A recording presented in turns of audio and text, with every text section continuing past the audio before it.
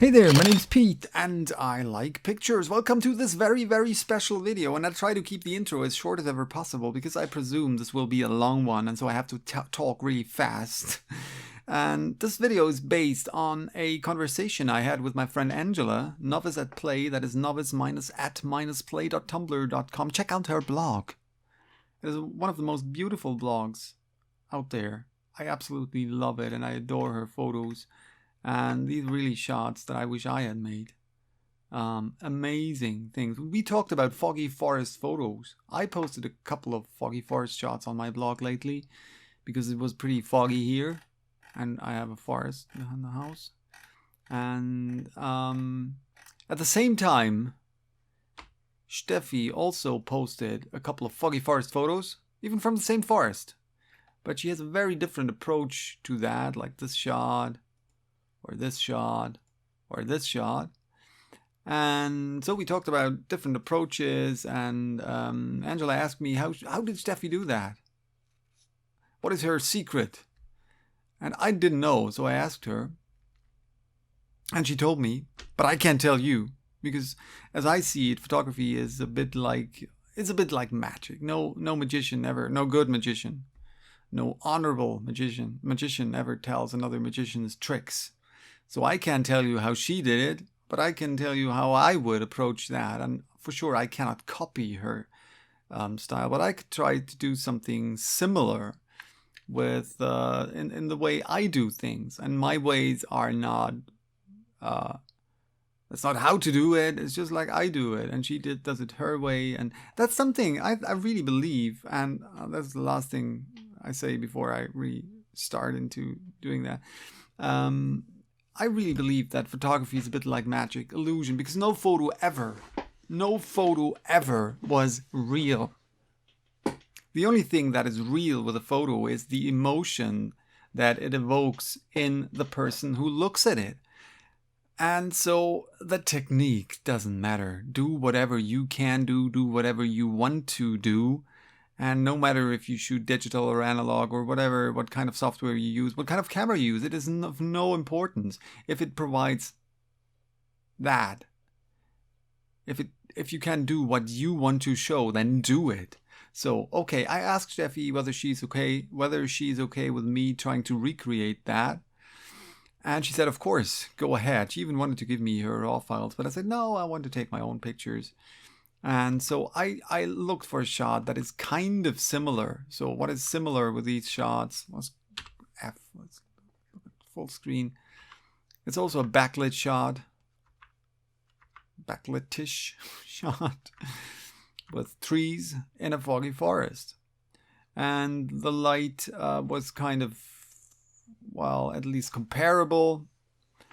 The contrasts, were kind of comparable. So I think I can go with that. And so let's first analyze that photo. Oh, one thing, that's a funny thing. This shot, this photo, was made at the exact same time, at the exact same place as this one. See that tree in the back? It's the same tree here. So we were together, let's just open that photo. We went to, she told me in the morning, she said, well, it's foggy, let's go outside, let's go shooting, we live close. And so we went there. So, what's it?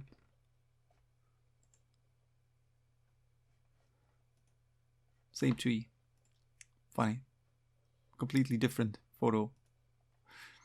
Bit of a different perspective. Okay, this is my photo. I could have used that shot.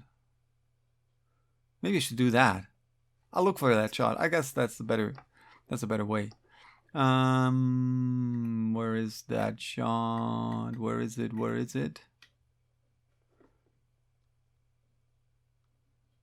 This was this day. Yes. Okay, this is the same photo. No, it's JPEG. Let's go with that one. That's the edit I made. Let's make a snapshot. so that I can always get back to that. And tag it so I find it in my collection. So here we are. Okay, I'm gonna reset that. Reset, develop settings. So this is the shot, the original shot. And let's try to recreate that. So you see, she was standing a bit next to me, left from me. All right, what do we see? We see, of course, this warmish tint. And my shot has more contrast in it. So the first thing I want to do probably is to reduce contrast quite heavily. Pull the contrast out completely. Yes, that's more like it. Maybe brighten it up a bit.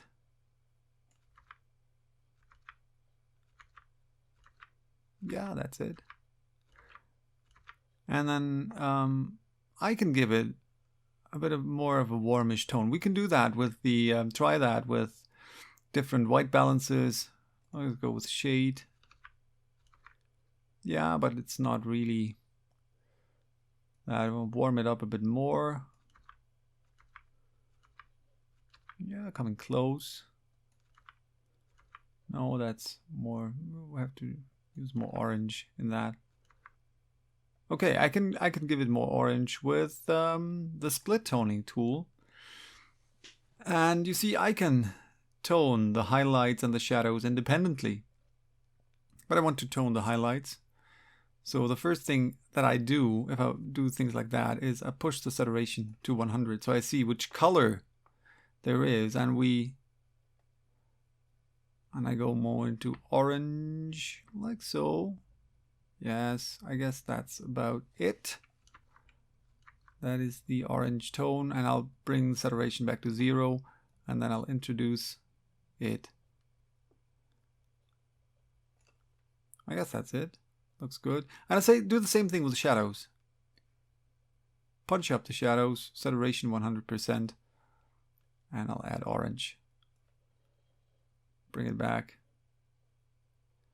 and add saturation.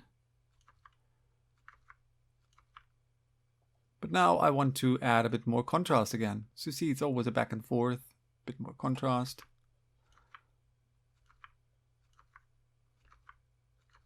Looks kind of close. It's a little bit more green here. Slightly greenish. So we'll push the tint a bit more into a greenish direction. Yeah, and we see there's a certain softness into that. It was, again, same day, even almost the same moment. So same light, same fog. And so what can we do? I want to create some glow effect. So I bring down the clarity. Yes, we're close. Oops.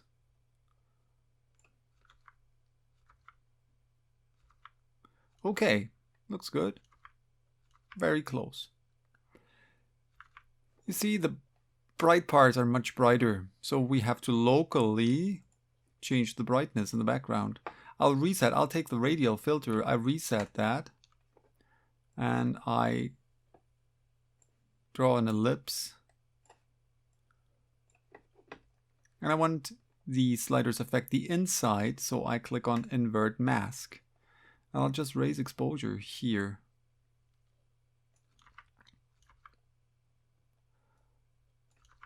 And you see that bright part is not as saturated as the darker parts.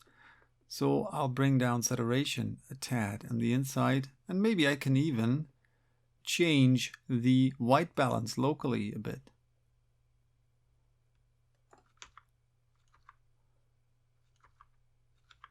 Yeah, I think that is close. Bring down the highlights so that nothing clips. That's too much, like so. Because we have no real whites, well, maybe there are real whites, but still. Bring down the saturation even more. Yes, I think we're close. And what else can we do?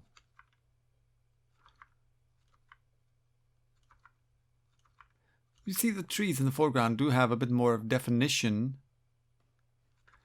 So maybe, I click on done, maybe I just paint in a bit of clarity to these foreground trees. Maybe darken them a bit.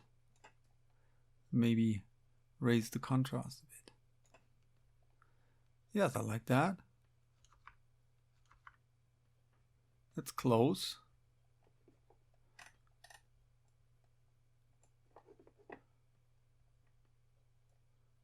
Bring down the exposure. There's a slight little vignette. So I'll add a vignette as well.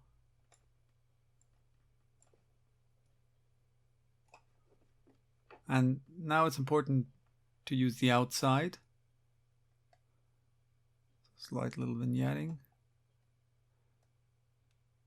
Bit of clarity maybe. But she still has more glow in it. The picture is overall more soft. And the ground is brighter. So I'll take the adjustment brush and brighten up the floor a tad. Maybe add a bit of clarity here.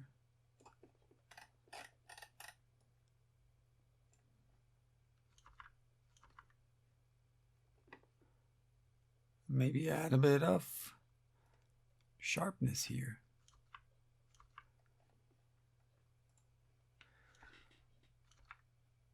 We're close. Her shot is a bit more saturated. So I maybe add, let's see whether to choose vibrance or saturation. Yeah, I think that's it. Very close. Probably have to raise the shadows a bit more. But her background is so beautifully soft. So I'll use another radial filter for that part of the picture. Invert the mask so everything works on the inside, and remove clarity again.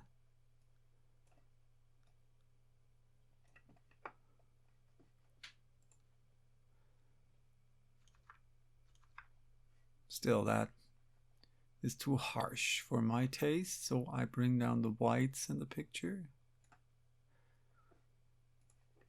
And I'll darken this part of the shot a tad.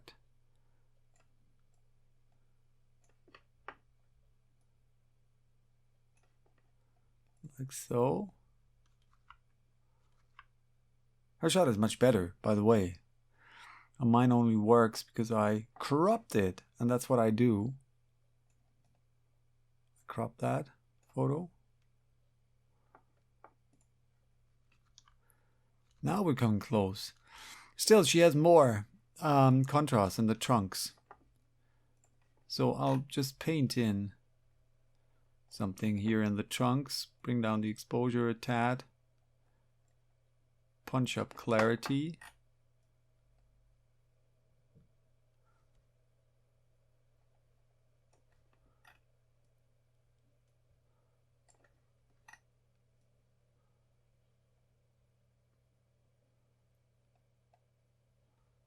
I need a tablet. That's a bit tedious with a mouse.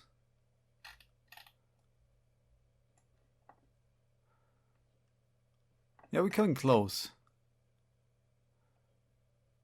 We're coming close.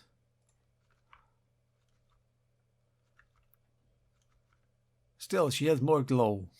She has way more glow in the photo. So I'll use another radial filter, or another instance of the radial filter. That is too much glow. Yes, I think that's it. That looks good. And I can now use, and that is new in Lightroom 6 and Lightroom CC, I can use the brush to erase things on the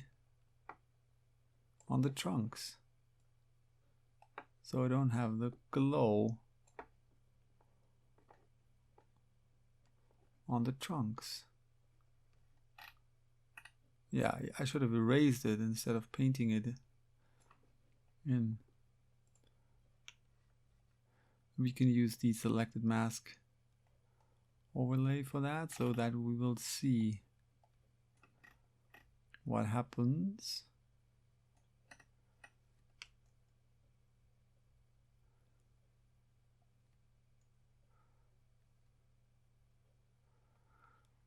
And in case you ever watched one of my videos before, you know that I'm a big fan of being sloppy, because I really think that adds a lot of life to a photo. It's more organic, and that's what we have to deal with here. Reality. We create illusion by that. So that is close. That is close. Maybe bring down the blacks a bit, crush the blacks a bit.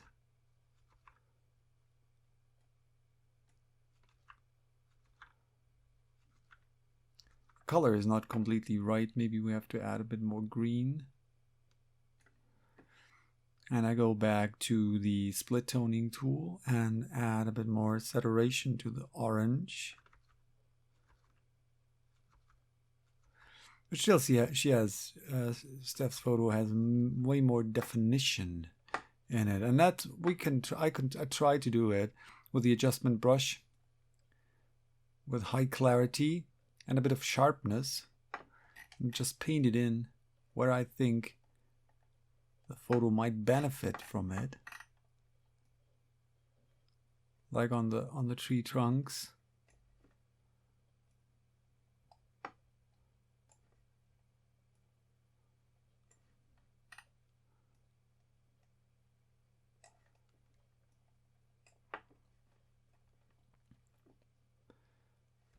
Yes, I think that really works.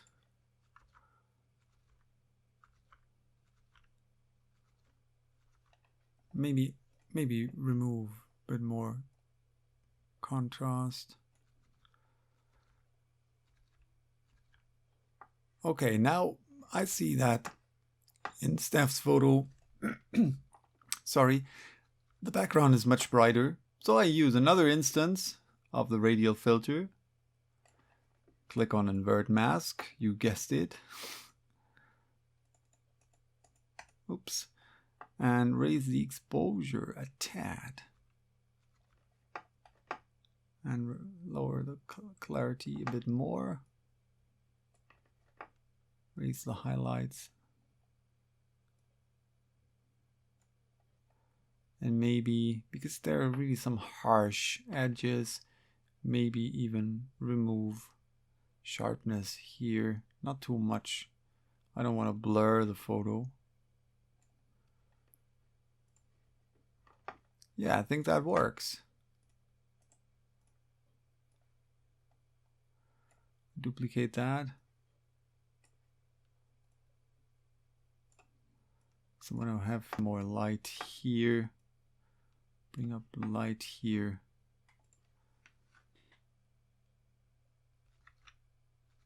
We're close. We're close.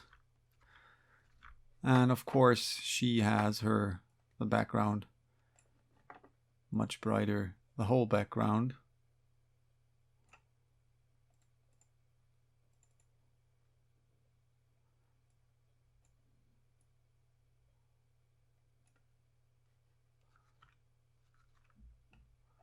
And we have to remove contrast a lot here. So we are close.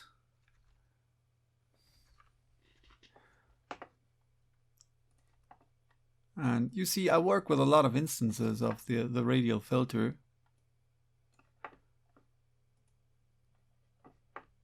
I'll reset that.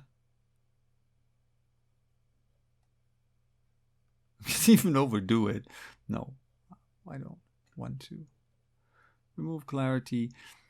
And that's something really I can't do with Lightroom in a way she did it with her technique. She was using a special piece of software for that. So that's what I know. Raise shadows.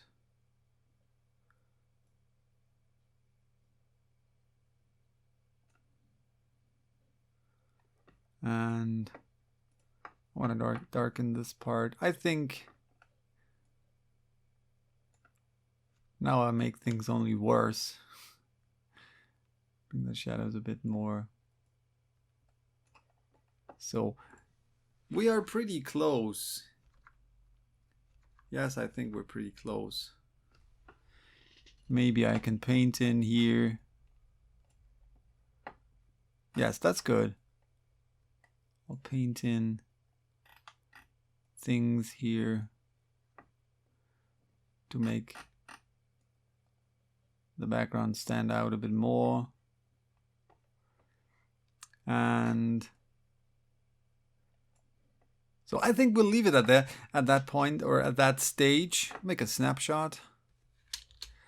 Of course, I would, if I would really aim to copy that completely, I would refine that much more, because I'm not really happy with these harsh contrasts, edges in the background. I would probably, I don't know, try to work on that a bit more.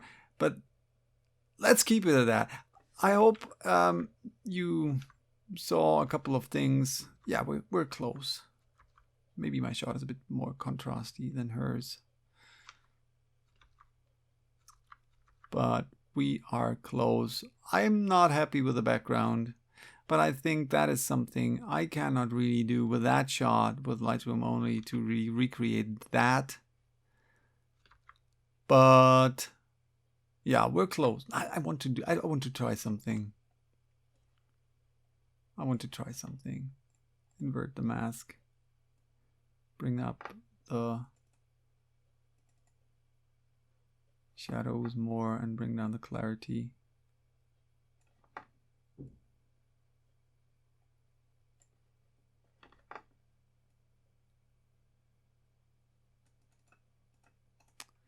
Shadows. Bring up the shadows more. The exposure a bit more. So that really soft glow that she has here is nothing. I can try. See, that's something. If I do something, then I'll just paint, make a paint stroke here, and remove sharpness. Takes a bit to render because we have lots of instances of the radial filter in there. So we are close. I think we'll leave it at there at this stage. Hope this helped a bit, and I was able to show you some techniques I use. Oh, it's a bit sloppy. Everything is a bit very sloppy. But yeah, as I said, leave it at this stage. Bye. Till next time. To not miss any of those videos, you can subscribe to this channel.